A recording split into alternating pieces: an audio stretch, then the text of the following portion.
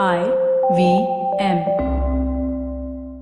Hey guys, this is Chuck from Simblified.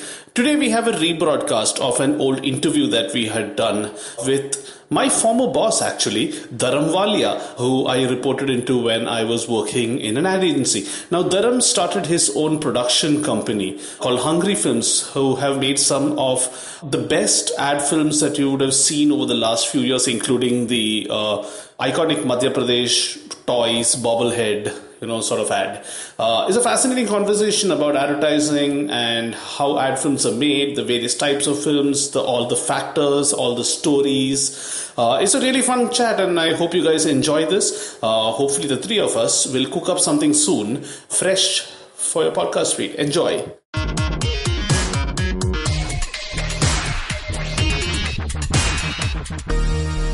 Hello and welcome to Simblified, the podcast where we take complex concepts that affect the world and break them down for you with puns, poor jokes and really obscure Wodehouse references. I'm Sriket. I'm Chuck. I'm Naren, and I'm like the character Galahad in most Wodehouse comics. I keep getting thrown out of bars at very late at night. Galahad also said that he was fit at a very old age, and it was said that he said that he used to get by on a steady, healthy diet of alcohol and never sleep before 7 in the never morning. sleep. Correct.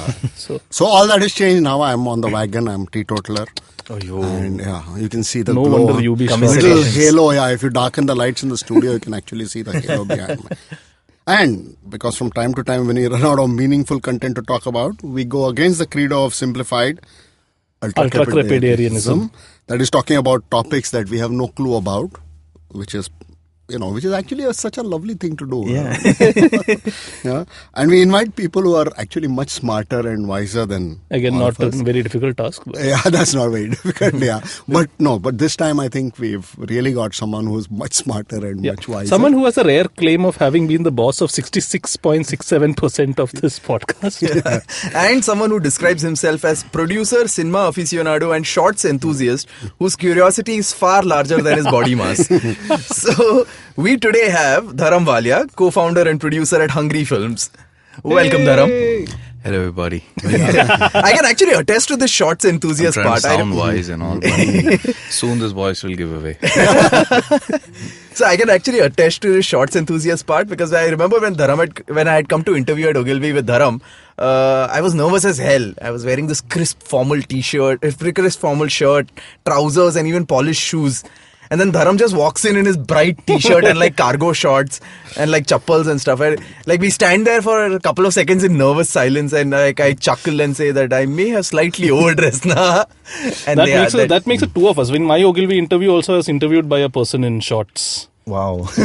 I think that's the modus operandi of like getting you in place for how the things are going to pan Tips out. on how to get through. Yeah, because when you've been around in advertising long, you know that life is going to be a little screwed up anyway. So might as well be a bit comfortable while all that. Basically, going to get the fans of you. Also the fact that you're going to be gharib, so you might as well wear as little kapda as possible. Yeah. And at Ogilvy they switch off the AC at 8, so you might as well be in loose, comfortable clothing. Absolutely. Meanwhile, just to avoid this becoming an Ogilvy bashing session, let's move on to Dharam. And Dharam, you are the producer and co-founder of Hungry Films.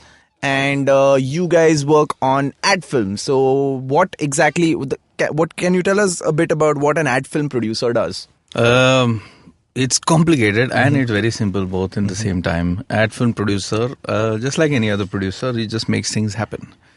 So ultimately it's your job to make things happen. Whatever shit or love is being thrown your way, you just need to sort of mix it all together and get the job done. I think we should just clarify a little bit about what ad films exactly are. So basically, television commercials, digital films as well?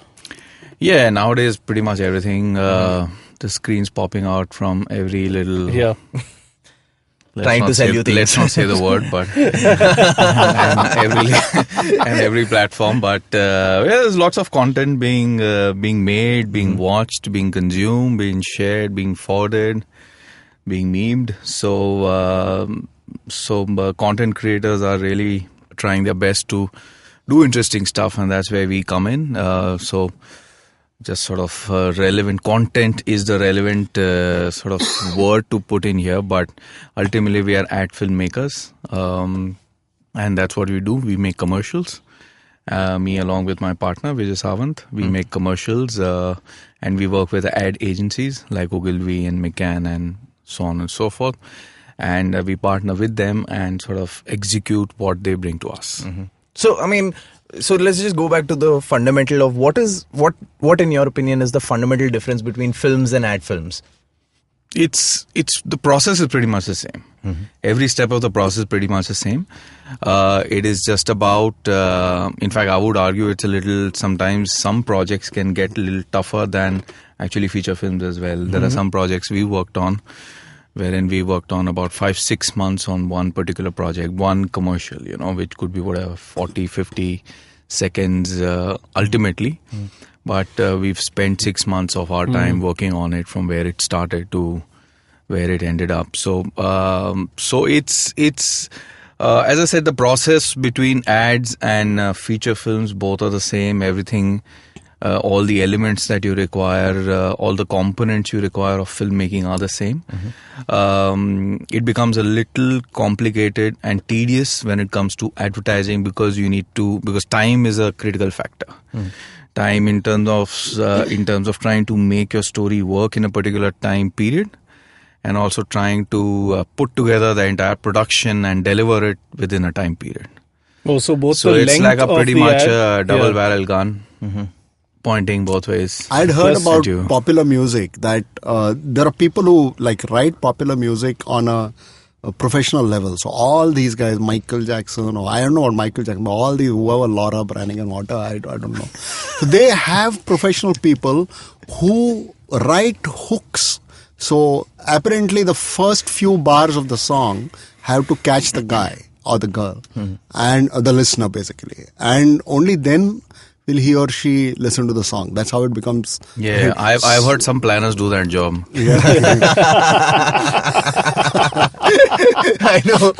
Make the first couple of slides pop. No, but what you're saying is right. So do you also need to worry about the hook? Because a lot of ads I see on the YouTube now, they're so interesting that I end up watching the ads instead of the video that I wanted to watch because I just haven't seen it before. So it is, so what happens is many a times, and that's where the creativity and the art of filmmaking comes into play, is you understand the technology and the medium and what it allows, but ultimately it is a tool, and like all tools, what you apply to it is what makes the output special.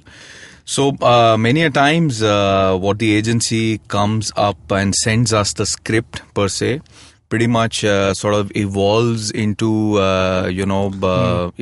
something else by the time we have a conversation. So the final product is often not the script at all. Is often pretty much I would say, let me use a planning term, augmented. And so the final product is always a little there are variations and builds, and Shrikant, these references are for you, that happen on the script, right? So I would say it's the same flesh but different body, right? Wow. Where it started off. Well put. So, I mean, specifically if I were to ask, I mean, so there are, as far as the ad film company is concerned, there is the two most important roles are the director and the producer. Now, you're the producer, and what specifically does this guy do? Because I ask because I first saw the word producer in some random movies credits, and I asked my mom when I was a kid, and I asked my mom what this guy does.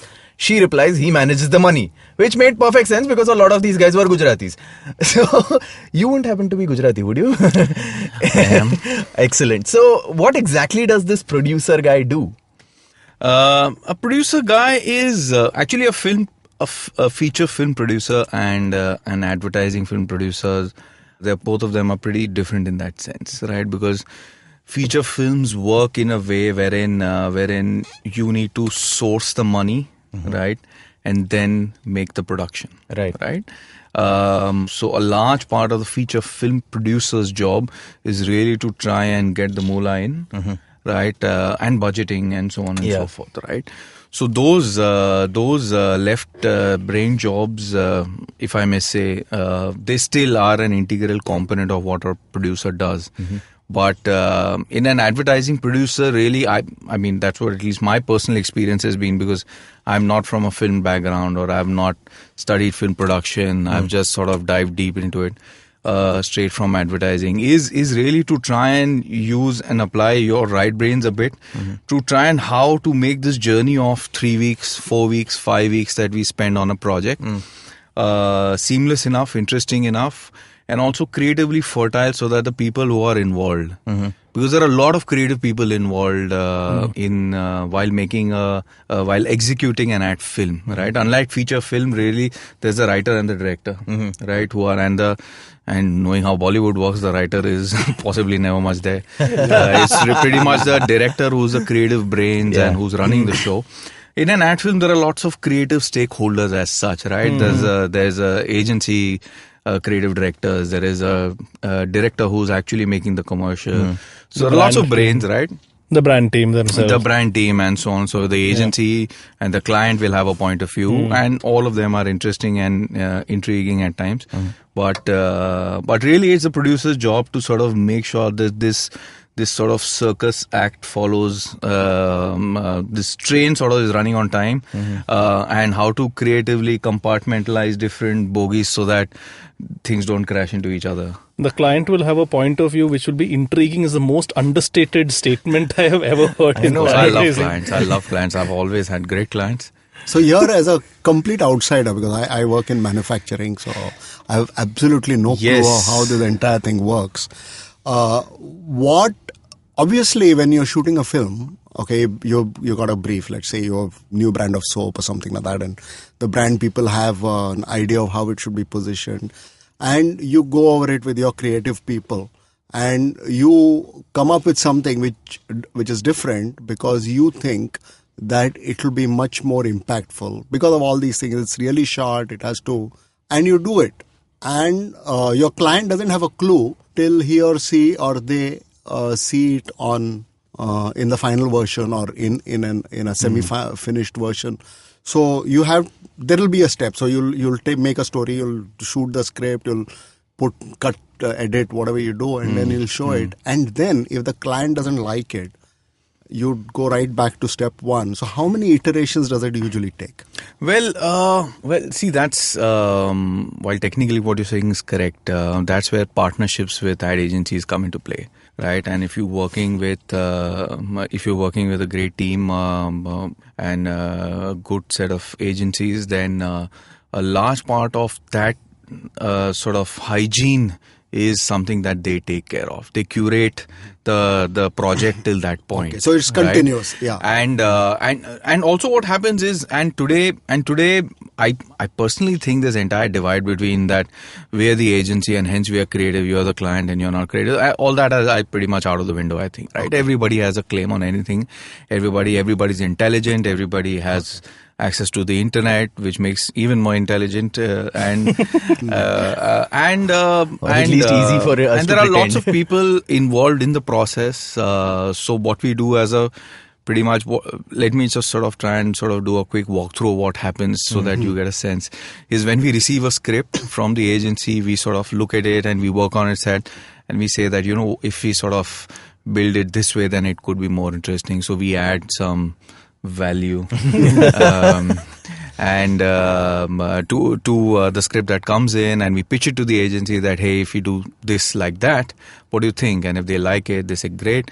Then we make sort of what we call as a PPM deck, right, which is a pre-production meeting. So before you begin shooting, you sort of put together, it's like a proposal of sorts. Not a proposal, but it's like a detailed document that outlines every aspect of filmmaking, right? So we tell them, okay, here is what your story is. This is what the storyboard is. This is the location. So this is the location, this is the cast, this is the model, and so on and so forth. So every aspect of filmmaking is discussed with the client, right? And if they have any point of views, and that comes up in those meetings, and we sort of thrash it out. And only once that is locked in, is when we move forward in production or filmmaking, right? So it's not very much iterative. It's not. It's iterative to the point of view that people are all aligned to what the story is, how it's going to be done, and because we come from advertising and I come from, and my partner, both of us have spent our times in advertising, we know how clients think and how agencies think. So we detail out things as much as possible. Reduce the chance for surprise as much as possible. Absolutely. So that you don't sort of end up at that friction point later, right? So that's what we do, and it's pretty much clean, right? So what really comes out is क्या भाई मैंने ऐसा सोचा था, ऐसा नहीं है that 19 का 20 हो सकता है, मतलब 10 का 20 नहीं होगा. Well put. Yeah. And on that note, I think we should take a little break before we continue on. See you on the other side of this break. Advertising is dead. Yep, you heard me right. Advertising is dead. We're all in the content business now. Let's not call it news, TV, radio, etc., etc. It's all content, and we're in the middle of this weirdly exciting phase where all the borders and lines that have been drawn over decades has been swept away by this lovely thing called the internet. We're a show where we don't dwell on just the stuff that is now, but rather the wider stuff about advertising, media, content, and the whole goddamn circus surrounding it. Tune in every Tuesday for our weekly unboxing of the mystery box we used to call advertising. I'm Varun Dugirala, co-founder and content chief at The Glitch, and this is my new podcast, Advertising is Dead. Welcome back to Simblified. Today we have a very special guest in the studio, Mr. Dharam Valia, who's the producer and co-founder of Hungry Films, and we're talking about the journey of how ad films are made. So, Dharam, one question that we had was, along with the people, of course, there's a whole bunch of stuff needed, like equipment needed, and people with special skills needed in this entire process of making ad films. So, who are these people that you work with most often, and what kind of equipment is also used? And one huge question I've always had is, do you own most of the stuff, be it human resources or equipment, or do you rent it out as and when needed?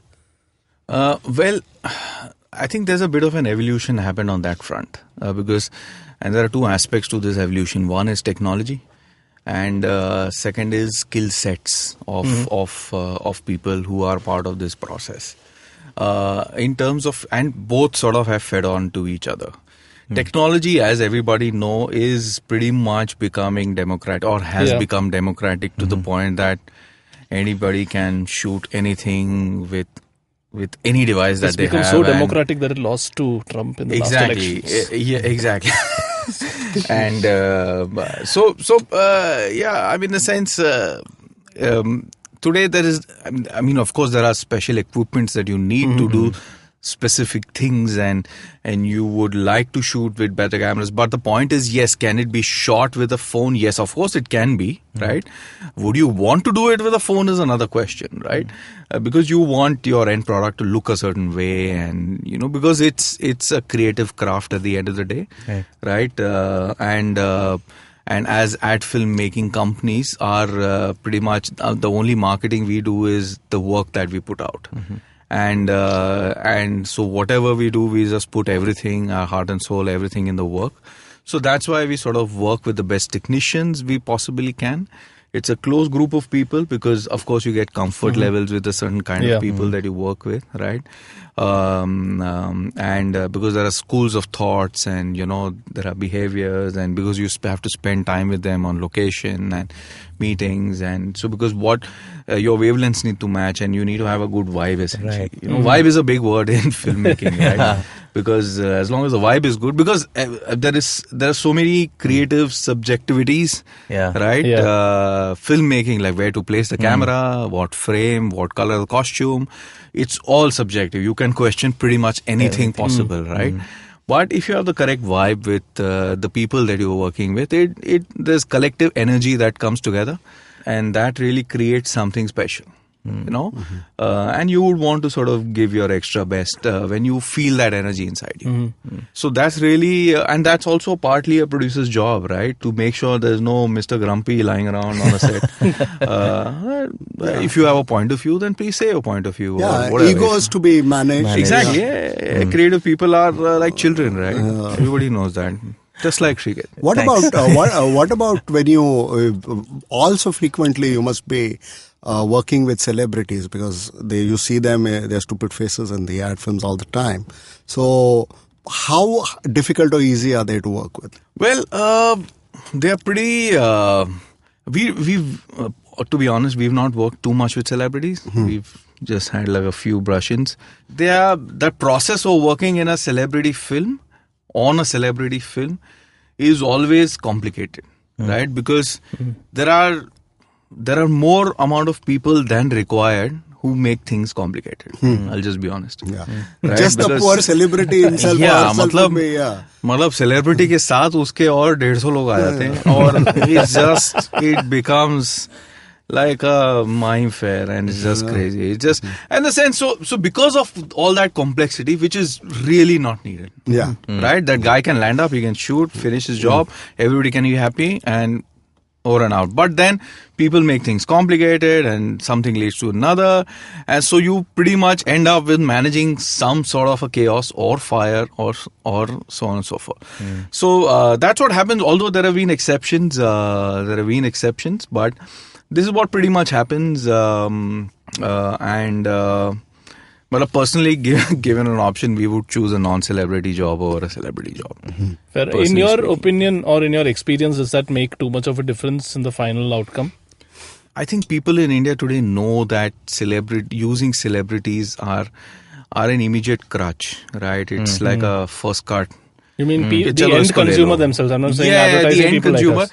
Well, of course, in certain categories, it's important, right? Sure. Like in certain categories, it's important to use celebrities and so on and so forth. But there has been enough proof that even in those categories, with good creativity and great writing and great execution in terms of filmmaking, you can outperform. So you're saying tourism is many a times in tourism they use celebrities, right? A lot of people use a big celebrity from that particular state or region or country to promote that country. But then there have also been counter examples. We've been fortunate to work on one of them, and pretty much that's really about it. So I'm not a big celebrity person. So basically you're saying that people are smart enough to figure out that Kareena Kapoor actually doesn't use an eyeball phone. Yes, I think so. Or Shah Rukh Khan, a fairness cream. So. Or Amitabh Bachchan, suddenly for each state in the country. So coming back to the equipment, you told us about the people, the equipment, yes. I'm really keen to know about the equipment. So about the equipment, we really pretty much come to the equipment is after we sort out the software, in the sense that once we know this is the storytelling we want to do. And that's what you mean by software, right? Not like Premiere Pro. Yeah, no, not that. Sorry. So once we lock in on this is the storytelling we want to do, this is how we want to do it. Then we come to the point, okay, what equipment do you need to make this happen? Right? Rather than working the other way around, right? Okay. Because it's always tempting to work the other way around. Yeah. But then it gets complicated if you do it the other way around. Let me just put it this way. So there are different kinds of equipment. There are different kinds of cameras. There are different kinds of lights. Like for example, there was one motorcycle commercial we were doing. We were supposed to shoot in an outdoor location. In the middle of rains in Mumbai, and wherein we needed sun and and so on and so forth. We could not, because we could not take the risk of rains, so we had to create a large set in a closed studio, but it had to look like it's shot outdoor. So we rented a light, right, which is pretty much like what you use in stadiums. Okay. Like floodlights. Yeah, it's one of the largest light sources. So it's a sun replicator. Oh wow! Okay. Wow. It's that big, and So as I said, now that comes because you want your story. You want your story to be in the day, and because of some reasons you cannot. And so on and so forth. So there are different kind of cameras, lights, equipments. There are lots of advances in these areas today, right? You can shoot at crazy resolutions, and that keeps sort of getting better day by day. So life has become simple and complicated both at the same time, right? Because technology makes it simple, but we make it complicated by also it's a huge extra dimension because not knowing that dimension exists might impact your work in a significant way. So I guess you need to be abreast with whatever's happening. Absolutely. The entire digital revolution, and today you have the luxury of recording everything on sort of zeros and ones, if I may. But we don't own any of the equipment. Okay, right? so everything is rented. Because yes, a lot. Most of the specialist equipment they're extremely expensive, and there are a lot of sort of rich people who have invested in them. Also, a lot of it would need special operators to operate. Yes, they do. So, Yes, they do. Yes, they do. Yeah. So when we rent the equipment, it comes with operators, and we also have specialists who know how to work on that equipment. Just like if you buy MS PowerPoint, you get a planner along with it. Well said. Okay, this is just a very I curious wonder what question. happened to license copies. Do you get people pirated copies also? You get pirated planners? I'm very tempted. There are 100 answers. They are from IIPM. Fair enough. There were 100 answers that I had, but I would be burning a lot of bridges if I said the hack. No, but I'm just very curious to know what's the most expensive piece of equipment that you have used or you know of. Why are you after Dharam's equipment? I don't know. I don't know. That's what's the most expensive piece of equipment we have used? That red camera thing? Red camera is not that expensive. We've used stuff that's much more expensive than that. So we've used... I'm guessing the cameras are the most expensive part, right? I'm not talking about the actors or software as... No, I think no. Cameras are pretty ubiquitous. Really? So they are not very, very expensive. Even the 4K, 120 4K is FPS. nothing. Now you're talking about 8K. Then. Fair enough. Yeah. So you're talking about recording at 8Ks and 4K workflows, post-production Wow. workflows. So it's all crazy. Pretty much, I think that light would have been, which I spoke about earlier. It's a 1 lakh kilowatt light. Okay. Wow. So what costs more, the electricity bill or everything? So you have to pay per hour of it being used. So it's pretty crazy. Wow. Kilowatt. Yeah. Amazing. 100,000 And think Ks. of what would happen if that bulb pops, man. It'll be total. Owner will go into like complete. Yeah, when that light depression. came on, the LED there be light had a different sort of. Well. Oh man. Anyway, so also, I mean, now that you think of, I mean, when we talk of equipment and stuff like that, and we talk about this professional equipment being used, parallelly we are also talking about this entire revolution of people being, all our smartphones now have great capability to do at least amateur filmmaking quite easily, right? So there's this entire parallel revolution going on of people doing pretty decent filmmaking on using just their phones.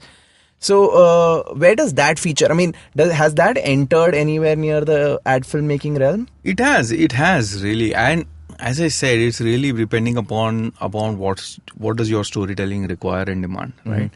In fact, one of the projects that we are shooting next week, it requires it's a motorcycle commercial, and it requires us to work with really small cameras, right? Because it's really like shooting like a bike chase sort of a thing, and wherein the camera needs to go narrow, needs to go closer to the action, right? So if you're working with large cameras and large setups, you are not nimble and fast. Yeah. Right. So then this is the reason wherein we said that, we need smaller cameras. So let's work with smaller cameras. So there are lots of professional smaller cameras as well. So we're using a really small camera, smaller than an iPhone, right? To do that job. So it all depends upon, there are feature films being shot on an iPhone. There are Hindi feature films being shot on an iPhone, right? They've already been shot. They've not yet released. There are ads being shot on an iPhone. But then, do you want your ad to be known because it's shot on an iPhone? Or do you want your ad to be known because of what it's trying to say? Or Basically, do you want to sell or do you want to get a case study? That's the question. I think Mercedes was one of those guys who actually famously said that this we shot this on an iPhone. And they wanted to make that statement that it's possible to... There are lots of them. There are lots of them. There are Apple commercials and Mercedes and so on. Apple, and so for obvious reasons. Yeah. So, in the sense, I don't see it as something novel. I mean, if it's intrinsic to the storytelling, yeah, fair enough. Then maybe yes. right? Like a lot of independent filmmakers internationally shoot on iPhones, and a lot of them at Sundance, and there's a particular film called Tangerine. If you haven't seen, watch it. Spectacular. Entirely shot on an iPhone. I have a slightly related question to what Sriket said, not so much about the hardware that's being used. You walked us through the entire process of how an ad film is done, and it's a fairly involved process, and I'm assuming it takes a lot of time, not even accounting for client eccentricities, which might take weeks and weeks. But we are increasingly moving to a time where turnaround times are extremely important, not because there's a client deadline or a product launch, but because that moment might pass. Like, for instance, if a meme is doing the rounds today, if you don't leverage on it by, say, 4 or 6 p.m. today, that time has passed. One of my favorite quotes from the world of marketing was by Coke's ex-VP of marketing, who had this fantastic line that just said, "Speed trumps perfection." I thought that was a fantastic, 3 words. In an era like that, and we are only going to see more of this happening, this traditional process that you outlined, how relevant is it, or how quickly can, or how equipped is an agency like yours or the industry itself for a change? How adaptable is it to something like this? See, it's pretty much adaptable. It's in fact it's extremely adaptable because it's very modular, right? It's about you can short circuit the processes, you can eliminate certain processes also if need be, right? If it's a completely animated commercial, then you don't need to shoot anything. Sure. Right? Sure. And today, technology allows you to do so many things, and so on and so forth. But then, again, the question comes to the point that what is it that you want to say, and what you want to say, does this technique allow you to sort of say it in a certain way, right? But the point is, if the script is, my reference point is simple, मतलब ताजमहल तो 2 दिन में बन नहीं सकता है, तो तुम अगर ताजमहल का रिक्वेस्ट डालोगे और बोले नहीं 2 दिन में दे दो, तो बॉस अपने से तो नहीं होगा. So it's pretty much that, right? There are some things I can give you the first tone on the entry step of Taj Mahal in 2 days maybe, but not the full piece, right? Man, that's how it is. Good things take time to execute, and to each his own, really. Fair enough. And the modern day equivalent of chopping off the laborer's hands is signing an NDA. So I think we should take a little break. On that monumental note, let's take a little bit of a break, and we'll be back in a moment. Yeah, right after this. Hello, everybody. Welcome to another awesome week on the IVM Podcast Network. If you aren't following us on social media, please make sure that you do. We're IVM Podcast on Twitter, Facebook, and Instagram. Just a couple of notes up front. One is that we're still running our listener survey. That's ivmpodcast.com/survey. The survey is only going to run till the end of the week. So if you want a chance to win that awesome mug that we're giving out, please make sure that you fill out that survey. Also, I wanted to put out a quick reminder that if you're enjoying what you're listening to, please take a screenshot of what you're listening to, tag us on Instagram, and we'll put that in our story so that everybody else can see what you're listening to. Also, please don't forget to put in a comment. On Cyrus Says, Cyrus is joined by lawyer Ambar Rana, who talks about his family's army background, how jingoism is detrimental to patriotism, the noteworthy cases in his law practice, and how he addresses them on his podcast, Know Your Kanu. That's on the IVM network. On episode 2 of our new foreign policy show, States of Anarchy, Hamsani talks to Dave Salvo and Brett Schaefer about Russian hacking in the US elections. On How To, Citizen Meghnad and Shreyas are joined by comedian and satirist Ashish Shakya to discuss Chapter 9 on public facilities. On the Sponge podcast, Ambi explains why it is consequential to set expectations on a realistic level and then slowly elevate them. On Shunya One, founder of Ayapo, Chirag Kriplani, joined Srila Aditya to talk about the growing Indonesian tech startup culture. On Ganatantra, Saryu and Alok are joined by expert Venkat Anand to discuss the influence of social media in the coming elections and how it has changed the playing field. And with that, let's continue on with your show. Welcome back to Simblified. We're in conversation with Dharam Valia, founder and producer of Hungry Films. Well done. Simplified is all on my mind right now. Yeah. But anyway, this reminds me of when you fly. Okay, it really disconcerts me. So you go on the flight to Bangalore, and the captain comes down. This is your captain, Mr. Singh. We are flying. Sounds just to, like that most of the time. Yeah, and we are flying to, and he's like going through his bloody pages, flying to Bangalore. Dude, you don't even know. He's like, पहले ocean में उतर जाते हैं, फिर देखते हैं किधर जाना है. Yeah, so Hungry Films. Yes. And before Hungry Films happened, of course, Dharam, you held multiple roles in the ad industry, mainline servicing, digital strategy, and now an ad filmmaker. Do let us know, do tell us how this career path has panned out for you. I spent most of my time in advertising, about I think 18 odd years. Wow.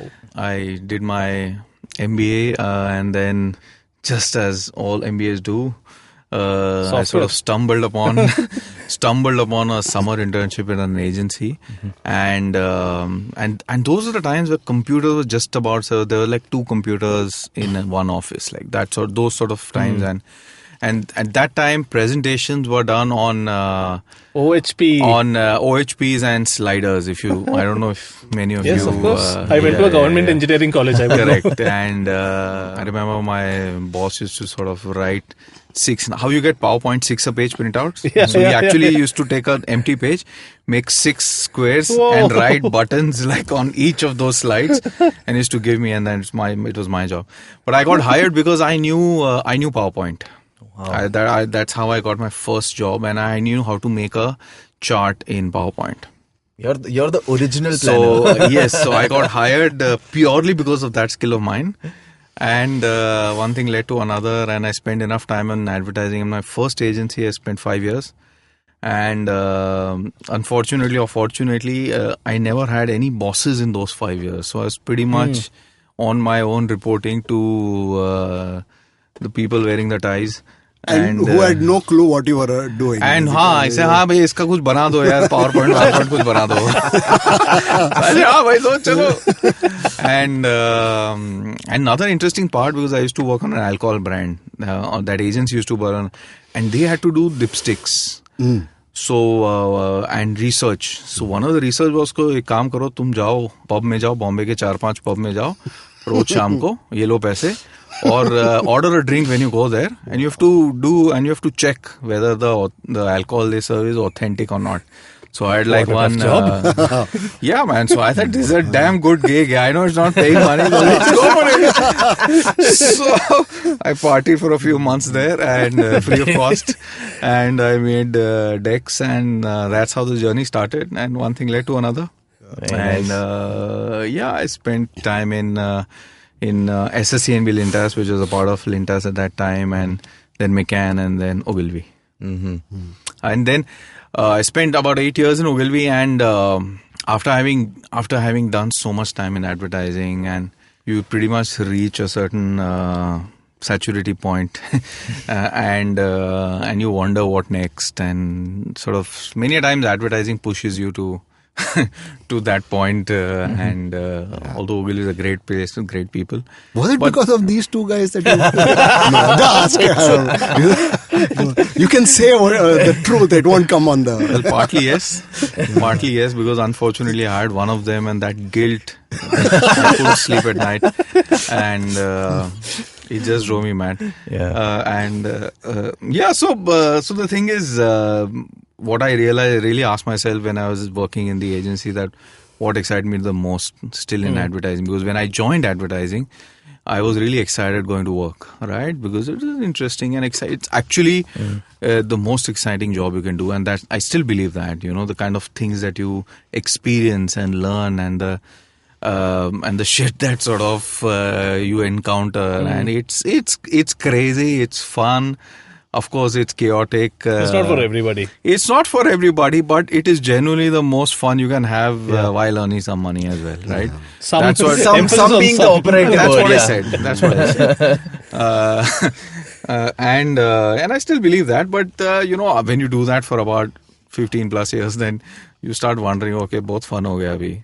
So when I asked myself what next is I and what excited me most about advertising was the point of creation of an idea, right? That it starts off with a problem that, here we want to sell X, and there is an interesting way somebody down the line or in a cabin or somebody somewhere or in the loo thinks that, okay, here's an idea, and that pretty much, that one little thing, it rallies everybody, right? It unifies everybody, and so everybody comes together and says, you know what, let's go for it. And that creation point was the one which was most exciting in advertising. It still is, but it's become complicated now, is what I think, right? Because there are too many people doing things which they're not supposed to, and it could have been done with people half. You know who you are. Yeah. So the point is, and that joy of either discovering that idea or either rallying that idea diminished again and again in an agency. And so when I saw what could be, and the next point which I discovered was interesting, when that idea really was given body and shape. When it converted into some point of execution. Translating from Word doc into... Exactly, whether it's a film or whether it's something else, or now Indian advertising is largely film-centric, is ad film-centric. So ads, mostly what you think is ultimately gets transpired into an ad or a commercial. So that was the next point that excited me. And of course, while you're in advertising, you experience a lot of it on different projects. So I watched it. It's like you can't learn swimming while you're watching the water, right? You have to dive in. You have to dive in. So I said, fuck it, let's just dive in, So that's how the entire thing happened. So another question I've been dying to ask is please don't die though. I'm not planning. I want to die of old age actually. Yeah, so it's a long time. So what like all creative impulses, you run dry every now and then. So how do you get your mojo back? So what inspires you? What do you like? Where do you find your inspiration? Yeah. No, interesting question. That's where my personal hobbies come in. And one thing that's been a constant is I really love movies. I there was a time when I used to watch 4 or 5 movies a week. And I used to love watching a lot of international advertising as well. But that sort of migrated to movies, and today the world of the kind of movies that are being made, the kind of stories that are being told, it's so fascinating. I just find that every time I go back to the world of movies, it's just you get a new hit. Right now, whether it's a feature film or whether it's a Netflix series or whether it's an Amazon special or whatever it is, there is so much interesting stuff being done. That pretty much, at least for me, I don't know about others, but it pretty much kills the bad karma out, for me. And I just sort of get consumed by it and said, this is awesome.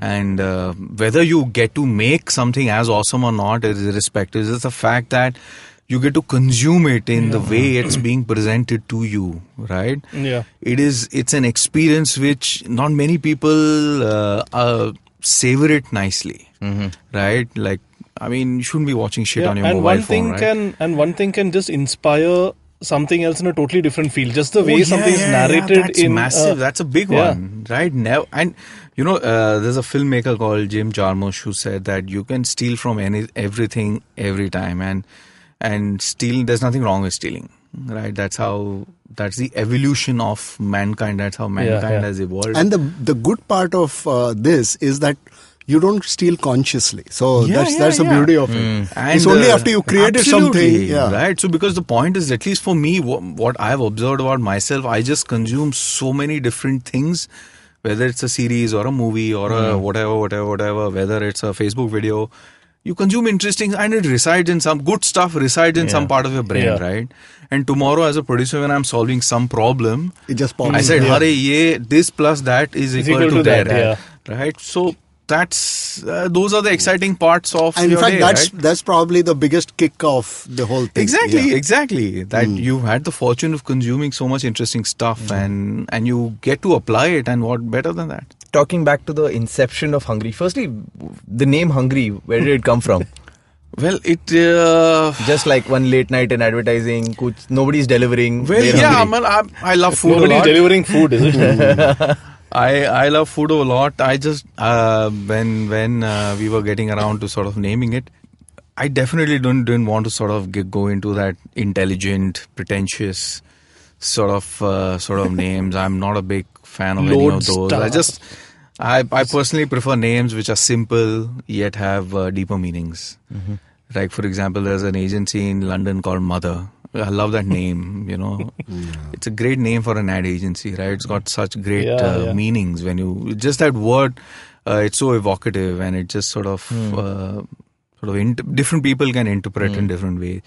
So that's how I thought that, if I have to go down that road, what's that word that works for me? And somehow, I don't know where and what and how, but this word stuck in, and it stayed with me. And also, I mean, among the many creations, some of the most famous being the MP Tourism's Toys ad and Skoda, Tata Salt. Among all of these pieces of work, I won't ask you your favorite because it might be a difficult thing to ask, but which one did you have most fun making? Fun is a subjective word. But, because each project has its moments, right? Each thing has its moments. But wherein you really sort of feel good at a certain point of time in the process, that many a times, personally for me, music is that one area in that process. I love music, and because many a times when you have the edit in place, right? Because what happens is you shoot the commercial, you edit it to the duration that you like, and so it's a rough edit, what we call as the offline edit. You have the offline, and the offline edit doesn't have music, right? It's like a dry word. It's like a PowerPoint presentation without formatting. And so it's a dry sort of thing of what you want to say, and then that's when we sort of get into the music as a process, and how the same piece of content is it comes to life when there is music applied to it. It's a transformational sort of a process. So for me, it's always extremely exciting to get into music, and we've luckily had the good fortune of working with great music directors across all our work, and MP was one of them. So the music for MP was one of those highlight moments. And then who made the music for that? So there's a music director called Shubhajit Mukherjee. So we worked with him, and not many people know it's a purely a cappella sort of a soundtrack. There are no instruments that at all in that commercial. It's purely all vocals and just one singer, one young singer girl, and that's about it. Apart from MP, there's another series of commercials that we had done long ago for Fevikwik. So they were 5-second commercials, right? We had done 22 of them. I remember this. Yeah. And I remember we wanted to use children's voices, right? We wanted children to say certain things, that A for aeroplane, F for Fevikwik, for example. And that we had like a full series, A, B, C, D, F, G, X, Y, Z. So we want to work with children, and we want to work with really young children. And with children, it gets extremely complicated when you're, especially in audio dubs. And I'm sure your engineers in life will in know general that. Also. Well, yeah. Aeroplanes and things. Yeah, it does. But especially in audio dubs, it gets extremely complicated because they have like really small attention spans, and especially if you go really young. So we wanted to go like 3 years and all. 3 years old child is very complicated. So finally we got somebody, and we got him to the studio, the boy, and so I coaxed him and I said, whatever, X, Y, Z, and you have to say this, and this way. And so he went inside, and so he started saying something. And then suddenly he stopped in between. And so from feedback we are saying, what happened, beta? What happened? Kya ho gaya? He says, nahi, mujhe gana hai. So there are like 8 people standing outside, like 3 people from the agency and us and the client and all. But now this kid wants to sing, so nobody has any choice. He says, okay, galo. So then he sings the full song. Everybody's waiting. It's amazing how only a kid and the CEO can possibly get away. Yeah. And also that kid got away because that kid was my son. I couldn't do anything about it. Sir, please remove that mic and drop it. My favorite ad of yours. That was a lot of fun. My favorite ad made by Hungry. You know how sometimes when you say my favorite music by a certain band is like obscure gem, no? Like that. So my favorite. I know Deepak, what you know Deepak which I was going to say. It's a very, very smoked up series. It is. For Mentos, if I remember correctly. Yeah. It the was. Talking Rooster, the Papa Sorry series. That was clearly the most lateral of what we've done. Wherein I don't know what the agency was thinking. I don't think you should try to explain it. So the agency came to us with an idea that we should do something, and we said, why don't we film 2 chickens talking? I want to know and what I think it just came out as a joke, and then somebody took it seriously. And then we said, fuck, now we have to do it. How the fuck are we going to do it? So I remember then we sort of got about 10-15 chickens. And I remember we had a small... it was complicated because I remember we had a small set in Film City, and so what you do is, say, you can't get chickens to act, right? So what you do is you give them stimulus to look in a certain way and open their mouth and do things. And so we were recording with 7 cameras and we were filming chickens in different angles all day. This is what your professional life has led to. Yeah, imagine. And we're just all waiting for like a small chick or that fucking rooster to look in a certain way. सब लोग गाली दे रहे हैं. Sorry, but and that was crazy. So we filmed it, and then we edited, and then we all together wrote the script on it.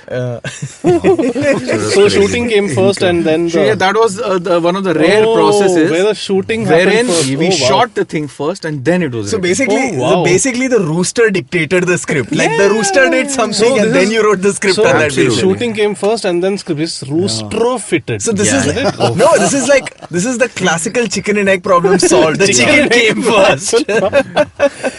I think.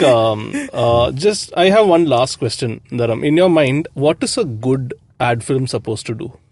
Yeah, that's many years of actually, the answer is very experience. simple. The answer is it's the job of an ad commercial is either to educate you about a product or sell you a certain, or make you think about a certain brand or a product in a certain way.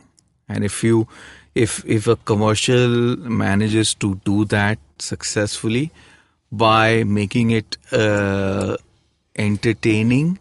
Actually, entertaining is not the best word, but rewarding is rewarding, right? Wherein you feel or you sense something new when you see it, right? That this is interesting. Then I think that's a good benchmark, because there is so much of stuff being done today. Because your commercial is not competing with other commercials, it's competing with what Netflix is producing next. So it's crazy, right? Yeah. It's the amount of stuff that it's swimming upstream. It's madness. So really, if you really end up doing these 2 things, and I think you pretty much dry home. One last thing, again, the second last question from my side. Most of the people who listen to this show don't work in advertising. As a guy who makes the actual films, would you have any, and I know this is a slightly vague term to use, tips for people when they're watching ads, purely to, like when you put together an ad, when you see that final product, you see the 3,000 things that made it happen. You know that this light, what looks like a natural sun is actually light which should have a story behind it. This expression of a person turning back will have a story behind it. What are these little cues that people could possibly look out for when they watch an ad? Well, it's to be honest, Deepak, it's something. See, a lot of creators have idiosyncrasies in terms of ये भी करते हैं, वो भी करते हैं, ये भी detailing करते हैं, वो भी detailing करते हैं. But those small little things that you do, we don't end up doing it because we want people to pick on it. If they pick on it, great, right? But the idea is not really to pick on it. But what it does, those small little things, they have a molecular effect on the larger feel, right? Because like 20 small things suddenly make you feel like a piece of music. Absolutely, you can make the same thing. So there is sad or happy. There is like 24th layer of some trombone somewhere, right? Right? You might not hear it, but if it's not there, it might be missing somewhere. Molecular gastronomy was what I was going for, but music is as good as an example. It's really like that, right? So there is a lot of nuances that happen in advertising, right? But the job of nuancing is really is to really make the end product feel better, more rounded, more enjoyable, more rewarding. And on repeat viewing, if you can catch something. When you watch the same ad for the 50th time and you're abusing, band karo, yaar. So, how to stop that is the answer to your... People can please interpret what happened behind that beep. Yes. So, on that very, very profound note, thank you so much, Dharam, for gracing our tiny little podcast here, and also for making such beautiful ads and for positively impacting so many lives across the industry, especially a couple of ours. So thank you so much for coming on, and I hope you've enjoyed your time here on Simplified with Dharam, learned a bit about how this ad filmmaking process works and what goes into making those 30-second annoyances that interrupt your regularly scheduled programming. So that's all from us on Simplified, and thank you so much. See you in a fortnight. Bye-bye. Bye.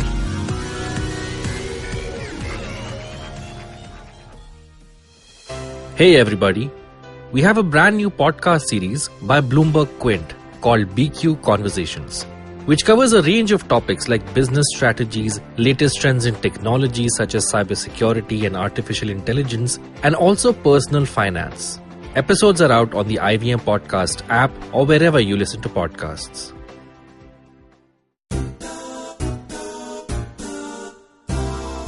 माणसं गोल गप्प्यासारखी असतात.